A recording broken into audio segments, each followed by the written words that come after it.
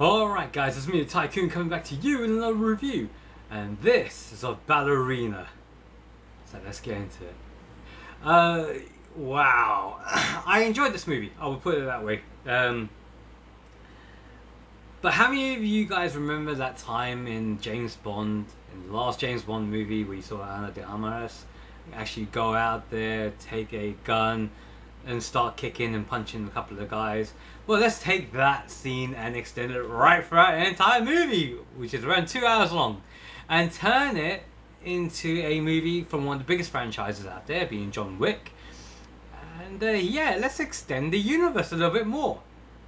So following on from the universe of John Wick, which included the Continental, the TV series, which I thoroughly enjoyed and watched my review on that, the overview, Ballerina comes through. Ballerina is now John Wick gender swapped, would be one of the best ways of putting it. Except that they remark, you do have John Wick in this movie. Just for a couple of minutes, well, like 15 minutes.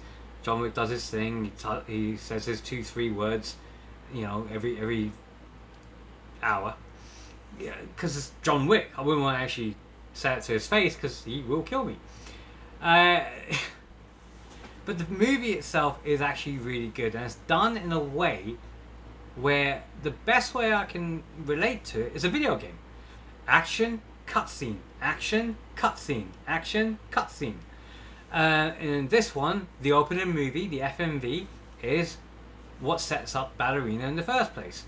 So you see Ana de Armas' character look to avenge her father's death after her father valiantly tried to defend his daughter and died. And then you see the Easter eggs coming. So you see Ian McShane's character, Keanu Reeves' character, so on and so forth. Angelica Houston's character, who actually has taken on Ana de Armas' character into their world. And while training them up, they do put in some things in terms of reality, such as, guys are always going to be bigger than you, guys are always going to be stronger than you, they're going to be faster than you, so you have to fight like a girl. Yes, they threw that line in there. They had to put in the wokeness somewhere, but it's true, she had to fight on her feet. She had to think in a way that other people wouldn't think, so that she can win. But like I said, the movie is action, cutscene, big boss, action, cutscene. This is the kind of way it works, and it works quite well because the action is pacey. There isn't a dull moment in this. And the armor, although I will admit, the way how the revenge goes out there, the plot and how it all comes into one, is kind of stupid. But hey, whatever you can do to move things along. And you see the training and development of the character. Then when she goes on missions, you see that she makes mistakes, gets hurt, gets injured. The first mission that she goes on with the Koreans are actually beating the living daylights out of her, but somehow she finds a way because she thinks outside the box and wins. And this is the good thing about the John Wick series, is that they don't pull punches on that sense. If you're a character who's going to get hurt, you will get hurt. And you will see every bone being broken. It's actually quite refreshing to watch. I think the girl boss, Mary Sue type character died with this franchise, which is really good. Because it wasn't in this franchise in the first place. Even John Wick himself is not indestructible. He's always found ways to win. And you've seen that right throughout.